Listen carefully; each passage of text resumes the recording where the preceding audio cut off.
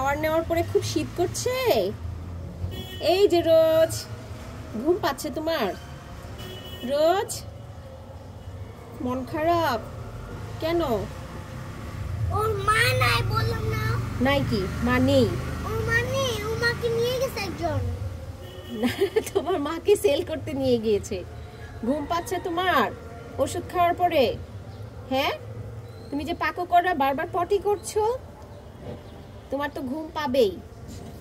তোমার তো পটি হচ্ছে বারবার। তুমি যে বারবার পটি করছো, তোমার লেজটা মেলে দাও।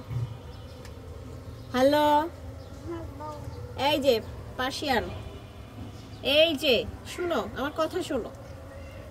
এই যে